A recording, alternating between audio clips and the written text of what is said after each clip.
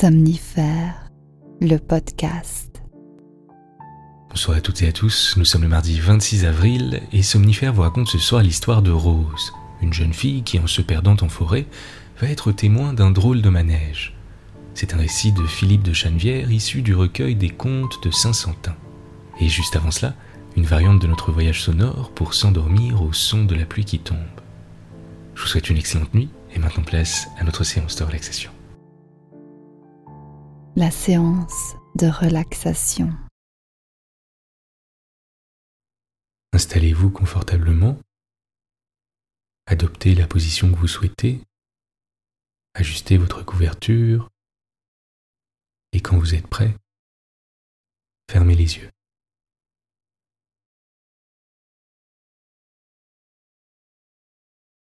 Prenez une longue inspiration par le nez.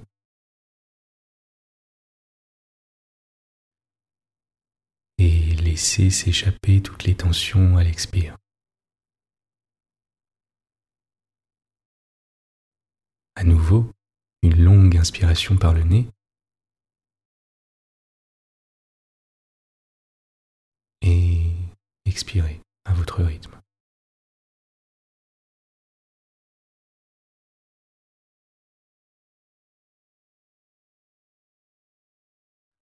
Prenez un moment à présent pour refermer la page de cette journée et vous laisser aller complètement à la détente.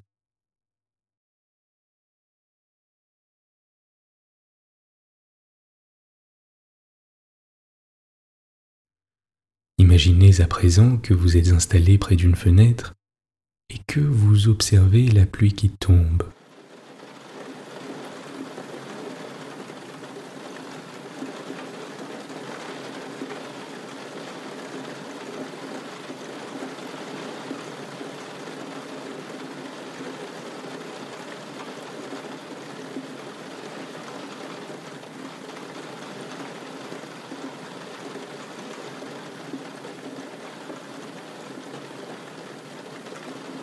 Il peut s'agir d'une fenêtre qui se trouve chez vous ou d'une fenêtre que vous imaginez.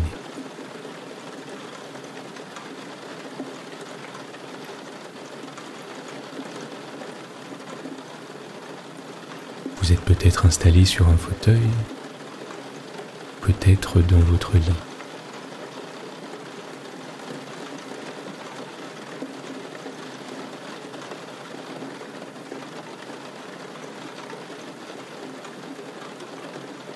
Nous sommes en toute fin d'après-midi. Le soleil est en train de se coucher.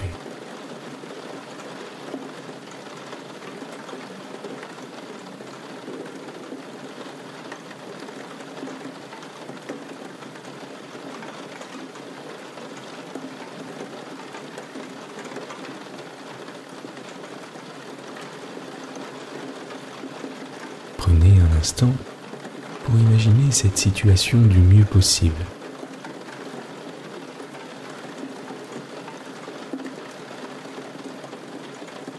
La couleur de vos vêtements,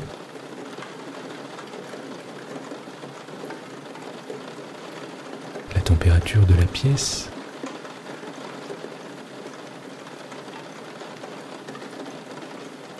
les gouttes qui s'accumulent et coulent lentement le long des vitres.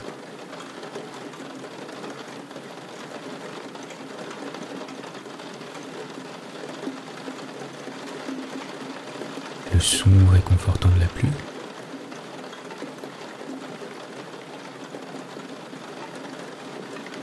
le bruit du tonnerre au loin, alors que vous êtes confortablement installé au chaud.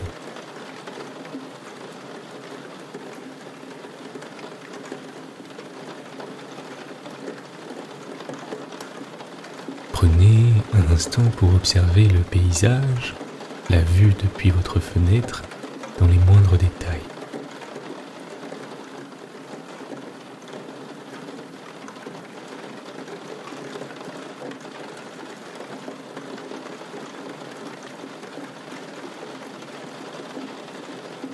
Peut-être le pavé mouillé,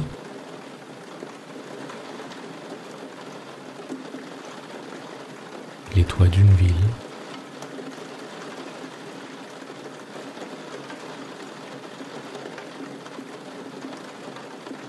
douceur d'une campagne.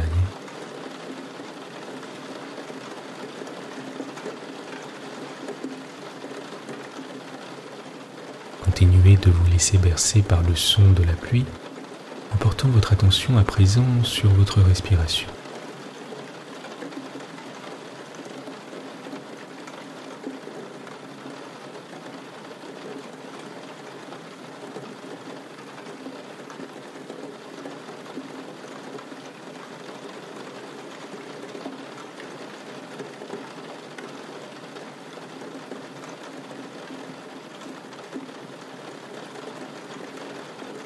Sur l'air qui entre et sort de vos narines.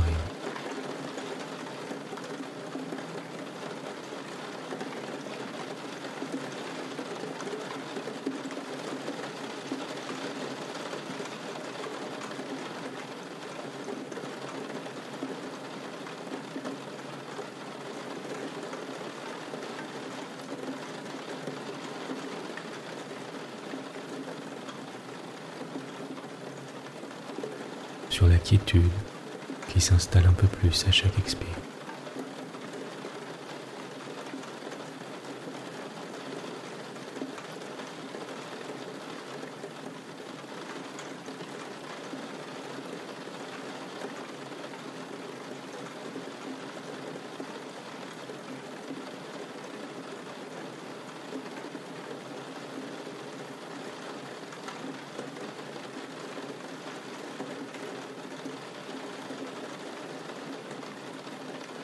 Le ciel est nuageux et commence à s'obscurcir.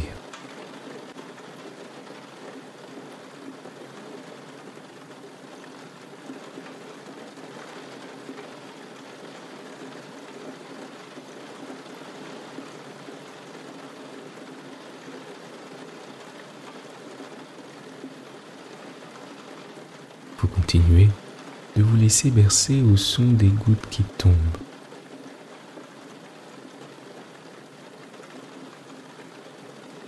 Si des pensées vous viennent à l'esprit, ne cherchez pas à les chasser, laissez-les simplement passer.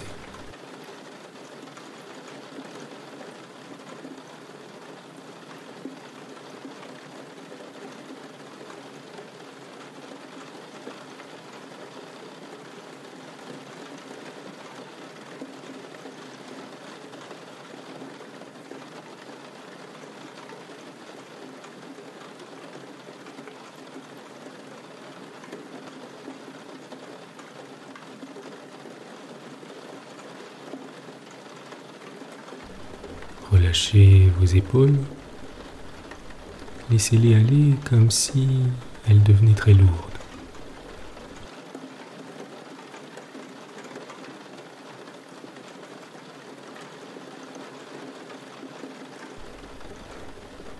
Sentez la détente qui se diffuse le long de votre cou.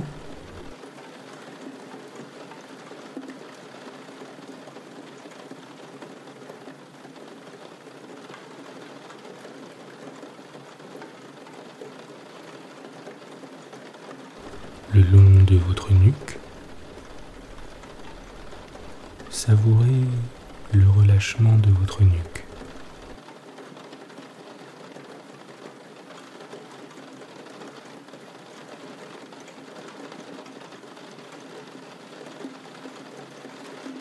Ce relâchement chemine maintenant le long de vos bras et de vos avant-bras.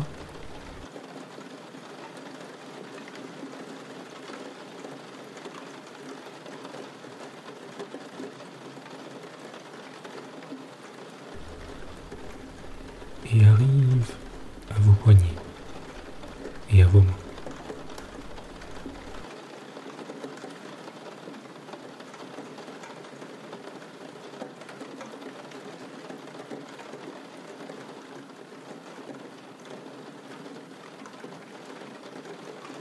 Vos deux bras sont complètement détendus.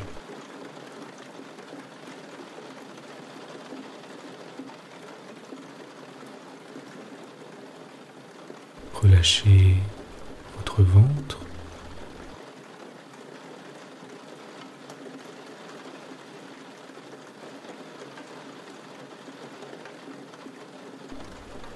vos hanches,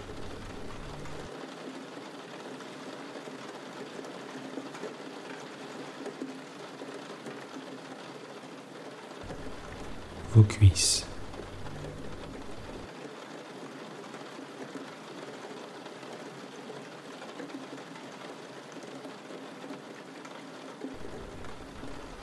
Vos genoux.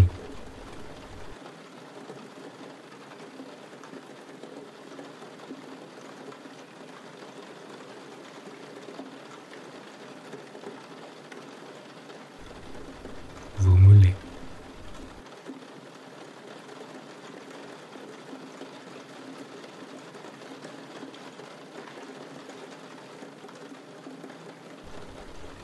Vos chevilles.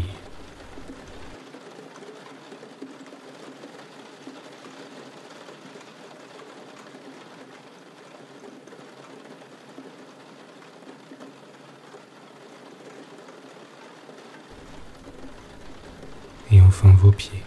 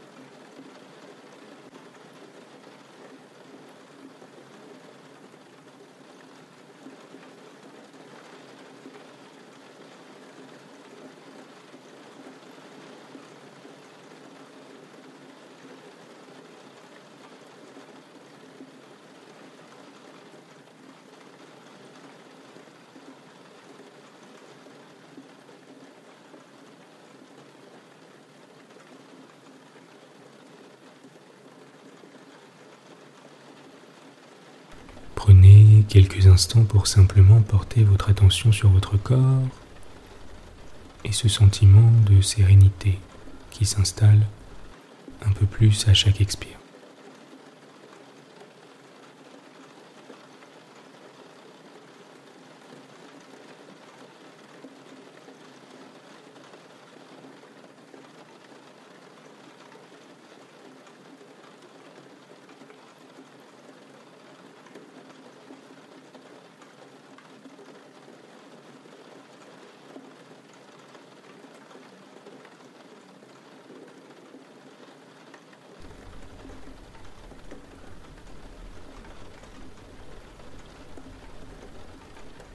Portez à présent votre attention sur votre respiration.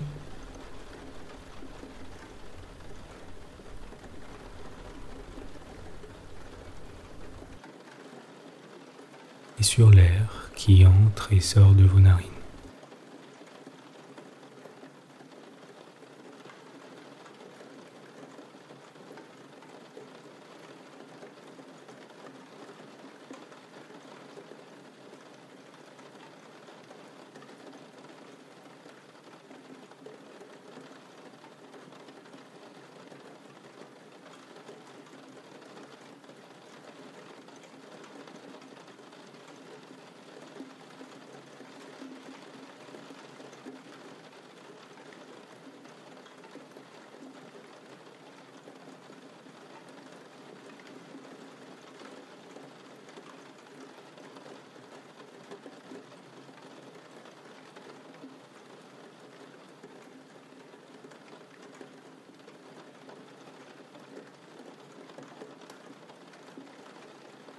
Vous êtes calme et détendu.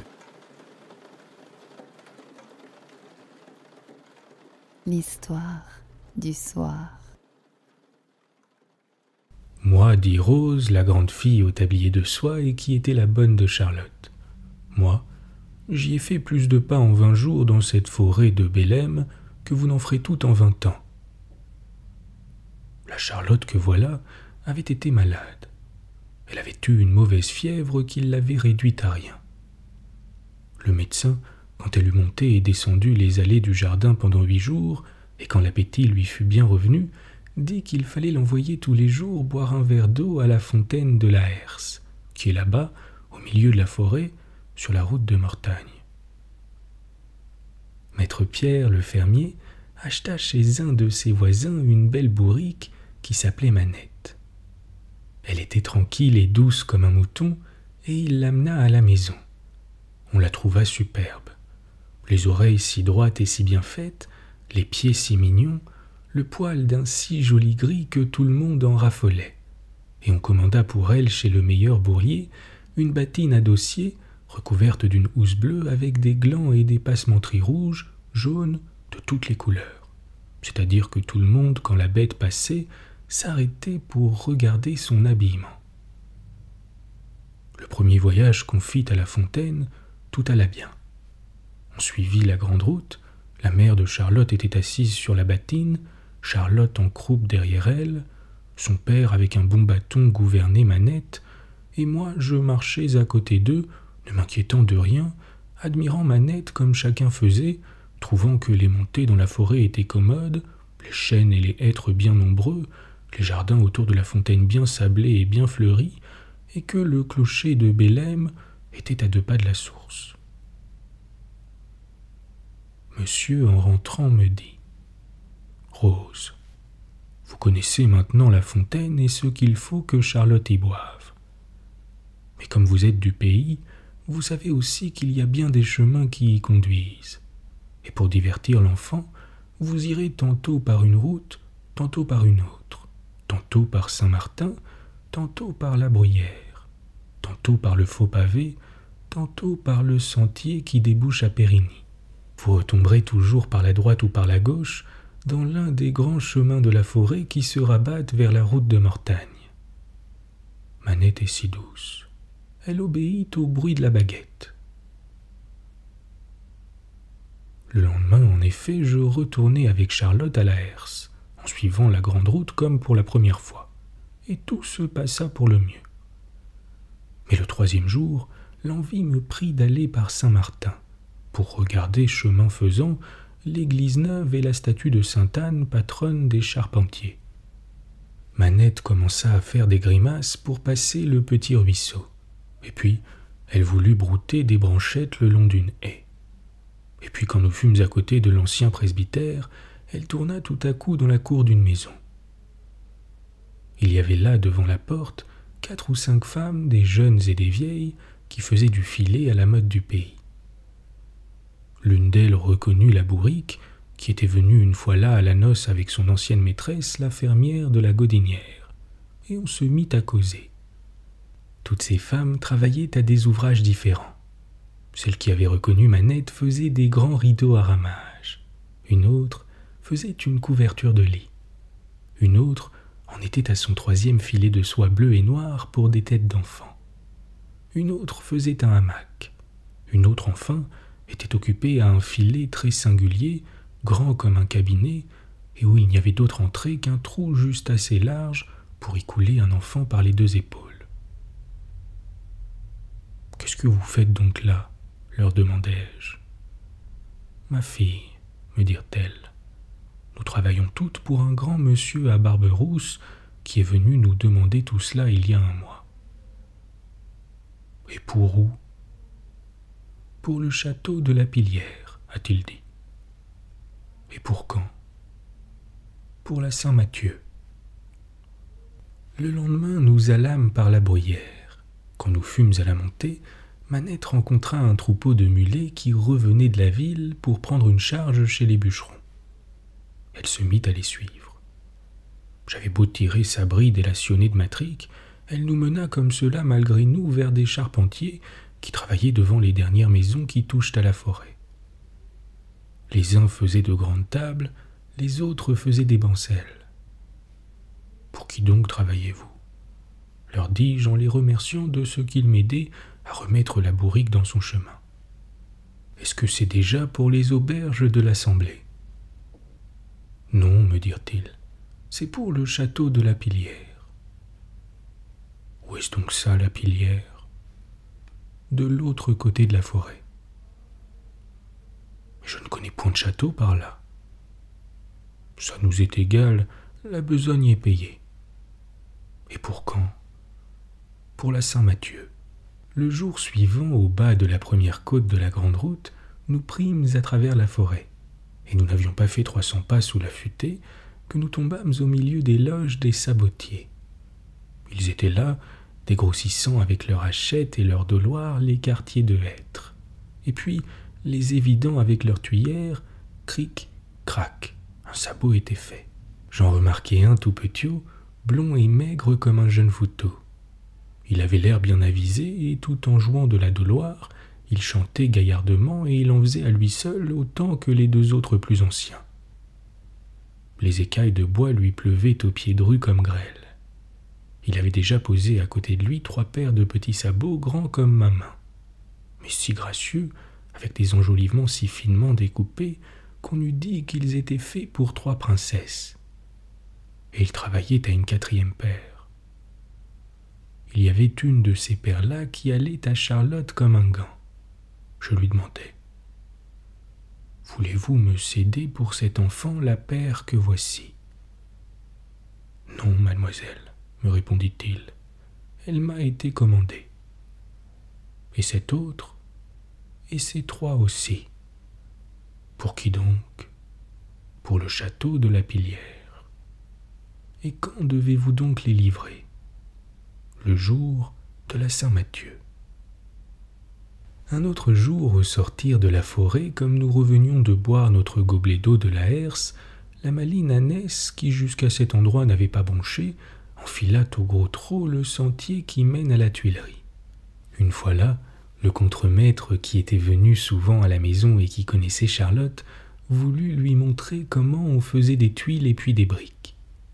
Il l'amena dans l'autre bâtiment, où l'on fait des assiettes et des cruches et des pots à beurre, des faïences de campagne de toutes sortes. Ce qui m'y frappa le plus, ce fut une paire de grands vases en terre, plus hauts que cette chaise en vérité.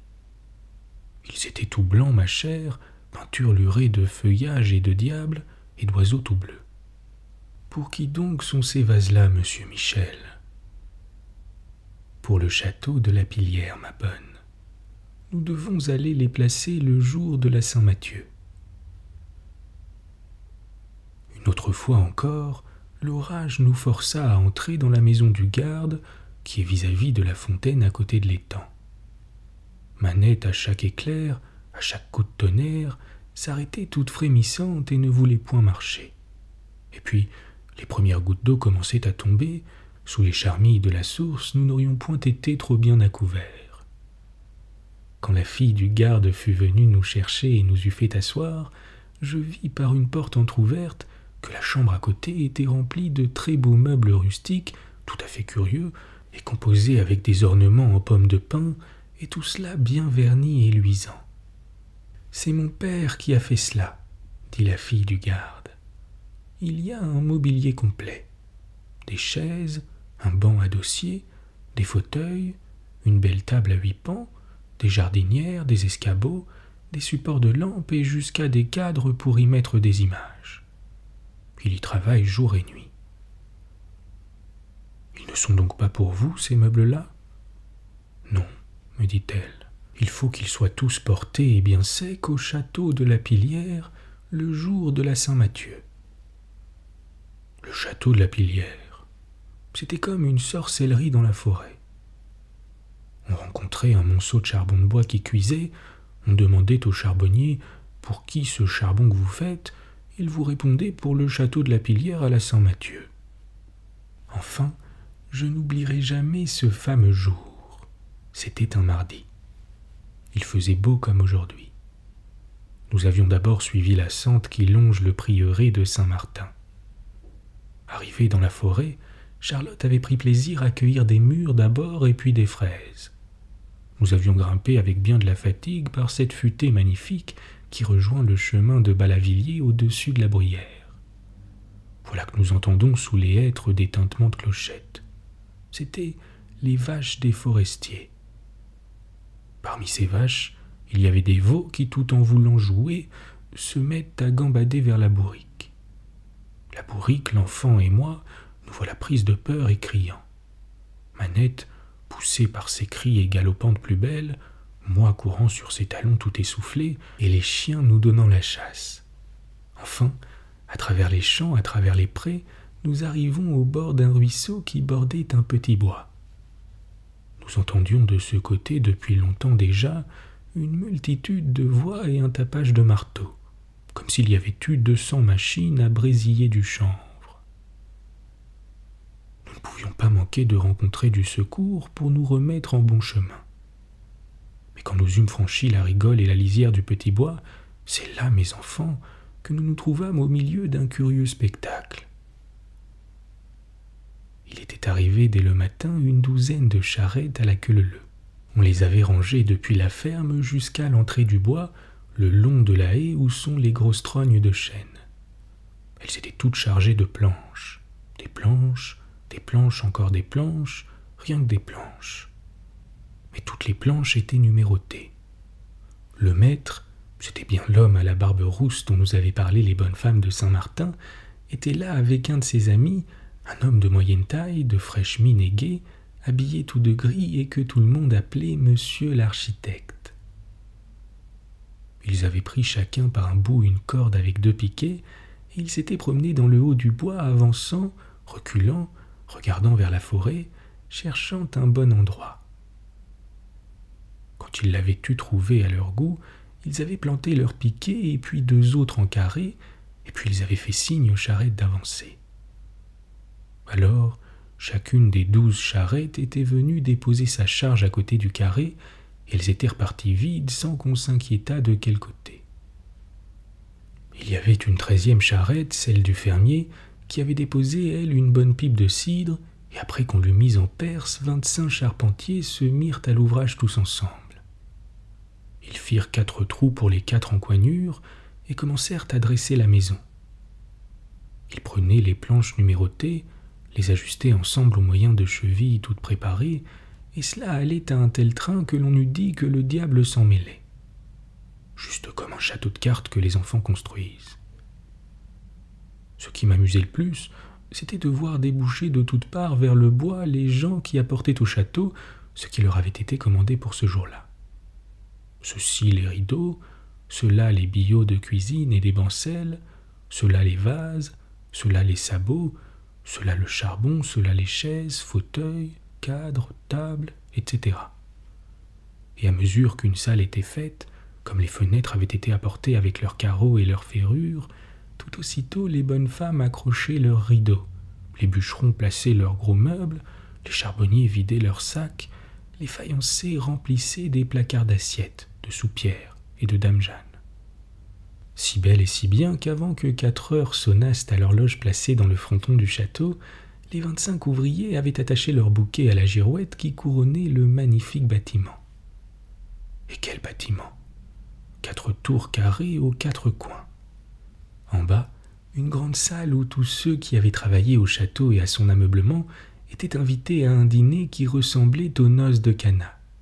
Dans les tourelles, la cuisine, la chambre de la cuisinière, la laiterie et un cabinet pour les jouets des enfants. Au premier étage, la grande chambre des maîtres sur laquelle ouvraient dans les 4 tours les chambrettes des 4 enfants. Au haut de la fenêtre de l'une de ces chambrettes, je remarquai qu'on avait accroché à une poulie le filet singulier que j'avais vu faire à Saint-Martin. Comme Charlotte le regardait beaucoup aussi, monsieur l'architecte s'approcha d'elle et lui dit en lui caressant les cheveux: « Tu ne sais pas pourquoi cela est fait, ma mignonne. Le hamac que tu vois là-bas, déjà attaché à 2 jeunes chênes, est pour balancer les 3 petites filles de ce château, parce qu'elles sont très sages. Mais quand le petit garçon sera méchant, on le fera entrer par les épaules dans ce grand filet et on le pendra à 50 pieds en l'air jusqu'à ce qu'il demande pardon à sa mère ou à sa bonne. » Charlotte en devint toute rouge d'émotion et ne demanda plus qu'à s'en aller. Mais avant de détacher Manette de l'arbre où elle languissait depuis si longtemps, je voulus, comme je voyais tout le monde faire, monter jusqu'au plus haut du château dans les chambres des domestiques. Quelle belle vue, mes amis!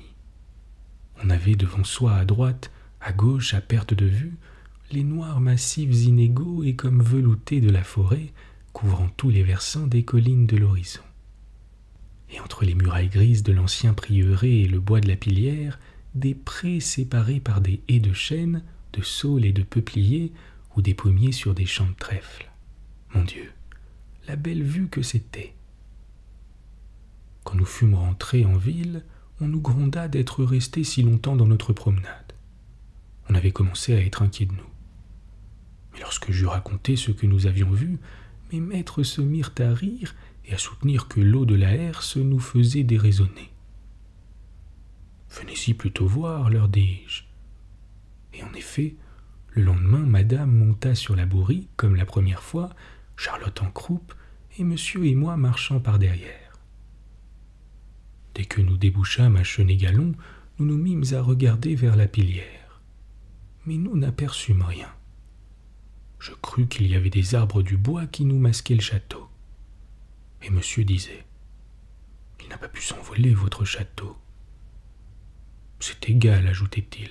C'est une bonne farce pour ces ouvriers de Bélem qui sont si lambins et qui mettent 10 ans à finir une masure. » Enfin, nous arrivâmes devant le bois de la Pilière. Mais quelle ne fut pas ma surprise quand là où j'avais vu la veille une si magnifique habitation, je ne trouvai plus absolument rien. Rien, mais rien, pas même la trace. 4 sapins tout frais plantés remplissaient les trous des 4 pieux d'encoignure. Mes maîtres me regardèrent d'un air presque colère. J'eus beau leur jurer par tous les saints du paradis que je n'avais pas inventé un conte. Je courus à un petit gars de la ferme que j'aperçus dans un champ où pâturaient les poulains. Je lui dis « Qu'est-ce qu'on a donc fait du château qu'on avait mis là hier ?» Il me répondit « Notre maître, en se réveillant ce matin, a trouvé qu'il y avait trop loin pour aller chercher de l'eau à son ruisseau, et que le soleil, en se levant, regardait sa maison de travers. Il a envoyé quérir tous les mulets qu'on a pu ramasser dans la forêt, on lui en a ramené 36. Il a fait démonter sa maison, il n'y a pas un quart d'heure que le dernier mulet est parti. Et de quel côté sont-ils allés ? Monsieur a dit qu'il irait planter sa maison à 20 lieues d'ici, dans un pays d'herbage qu'on appelle la Harlière. » Comme pour donner raison au petit gars, Manette, à ce moment-là, apercevant au bout des champs de la Radonnière, au détour de la route, le dernier mulet qui disparaissait avec sa charge, se mit à braire de toutes ses forces et se faisait mine de vouloir le suivre. Mais mon maître, d'assez mauvaise humeur, lui appliqua sur la croupe 2 ou 3 bons coups de bâton et lui retourna la tête du côté de Bélem. Nous nous en revînmes bien mortifiés, et depuis cette affaire-là, je n'ai jamais pu regagner la confiance de mes maîtres. Toutes les fois que je leur raconte une chose qui n'est pas claire comme le jour, ils ne manquent pas de hausser les épaules et de me répondre « Taisez-vous donc, Rose, c'est comme votre château de la Pilière. » Bonne nuit. Bonne nuit.